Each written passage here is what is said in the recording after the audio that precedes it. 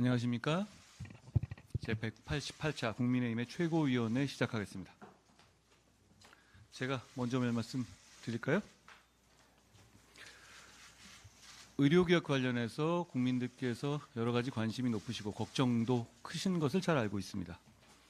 저는 의료개혁은 반드시 필요하고 그 동력은 국민이라고 생각합니다.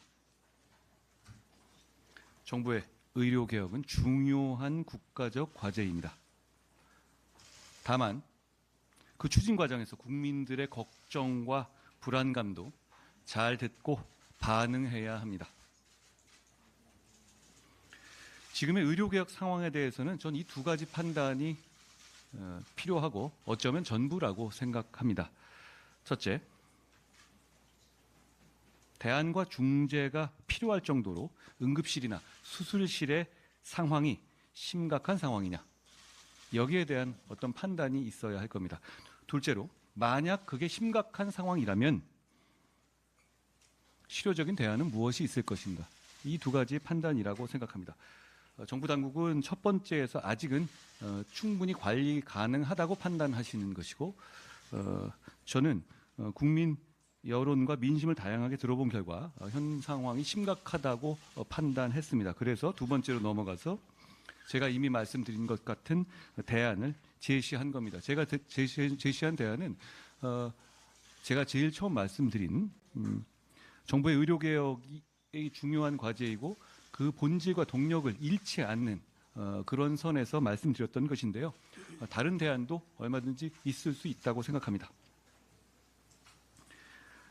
다만 이런 대안 제시에 대해서 당정 갈등의 프레임으로 얘기하거나 보도하는 분들도 많이 있는 것으로 보입니다. 그런데 국민의 생명과 건강은 절대적으로 우선시 되어야 할 가치입니다. 그렇기 때문에 이 앞에서 당정 갈등이라는 프레임은 낄 자리가 없고 사치스러운 것이다 라고 저는 말씀드리겠습니다. 참고로 말씀드리면 그동안 이 안 외에도 정부가 다양한 통로와 다양한 주체 그리고 다양한 상대를 정해두고 다양한 대안을 제시해 왔다는 점도 이 자리에서 밝혀둡니다. 일각에서 호도하듯이 마치 보여주기식으로 갑자기 공개한 것이다? 그거 아닙니다. 그런 식의 호도는 건설적 대안과 논의를 막는 것이기 때문에 적절하지 않다고 생각합니다. 국민의 생명과 건강을 최우선해서 정부와 당이 좋은 결론을 내고 국민들께 공감받기를 기대합니다.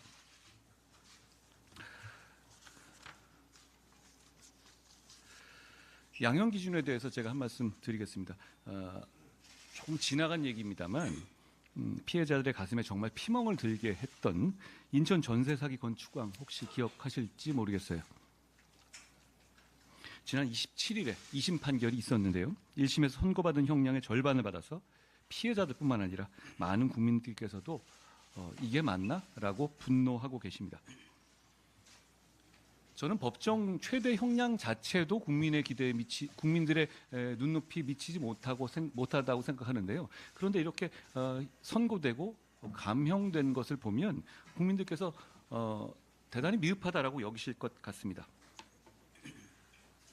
비단 이 사안뿐만 아니라 국민의 법 감정과 괴리가 있는 양형 기준을 꾸준히 국민들께서 지적해 오셨고 정치권도 지적해 왔습니다. 음주운전이나 묻지마식 범죄, N번방 범죄, 전세나 보험 사기, 아동 학대 등 전 국민 분노를 유발하는 다양한 민생 범죄와 사회적 약자를 노린 범죄가 특히 그렇습니다. 양형 기준을 현실화하자는 국민의 목소리를 법원과 위원회에 대신 전달드립니다. 아울러 오늘 저희가 좀 늦게 들어온 이유가 딥페이크 관련해서 정부 보고를 받고 1시간 정도 심도 있는 토론을 했었는데요. 역시 그런 부분도 이제 우리가 이 사각지대를 제도적으로 좀 보완할 필요가 있다고 생각합니다. 그 최근에 이 딥페이크가 문제된 것이 학생들을 피해자로까지 삼기 시작했다라는 점 때문에 국민들의 분노가 굉장히 커지셨잖아요. 저도 학생들로부터 그런 피해에 대한 두려움을 호소하는 편지를 받기도 했는데요. 저는 역시 이런 부분에 대해서도 촉법 소년에 대한 연령 하향 문제하고도 같이 한번 생각해봐야 한다고 생각합니다. 그거 하는 분들 중에서 혹시 하고 싶어하는 분들 중에서 촉법 소년 연령이 있는 분들도 많이 있을 수밖에 없습니다. 피해자들이 또 학생이지 않습니까? 그런 점에서 저희가 이번 국회 들어서 지난 국회에서 제대로 해결하지 못했던 촉법 소년 연령 하향과 같은 국민들의 여망이 큰 제도까지도 한번 합의에 이르러야 한다라고 생각합니다. 어제 여야간 합의한 안건들 이 국회 본회의를 통과했죠. 국민들 보시기엔 대단히 미흡하다고 여기시겠지만 민생 정치를 향한 어떤 새로운 출발이라고 저는 믿고 싶습니다. 결국 정치는 민생이고 지금 국민들이 바라는 건 특히 저희 국민의힘에 바라는 것은 민생을 위한 정치를 민주당이 안 하더라도 우리라도 어떻게든 끌고 나가달라라는 것일 겁니다. 그 출발로서 의미가 있다고 생각합니다. 앞으로 저희는 민생 중심 정치 하겠습니다. 격차 해소 위한 정치를 하겠습니다.